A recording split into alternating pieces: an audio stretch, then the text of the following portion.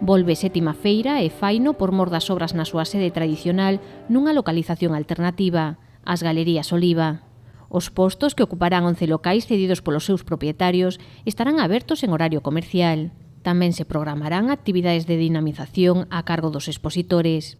Neste alugueiro sí que lle pedimos aos artesanos, diseñadores e os artistas que ocupen que lle deixen algo a cambio ás Galerías de Oliva e a cidade, e que desenvolvan actividades paralelas durante toda a súa estancia. Obradoiros, exhibicións, o que eles consideren para que sexa un motivo de chamada de atención.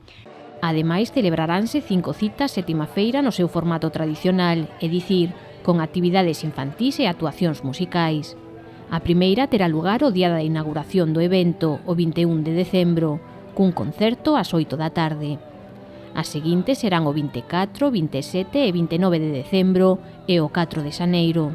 Nos detectamos en redes e polas preguntas que nos fan á páxina web que sétima feira foi un éxito, que tiña un público fiel que nos acompañaba todos os segundos sábados de cada mes, e agardamos que este público que nos preguntaba cando volvíamos e como volvíamos, que se adapte a esta nova ubicación. Estou segura de que así vai a ser. O obxectivo xenérico da sétima feira de dar visibilidade ao potencial creativo de Pontevedra e promover o comercio local.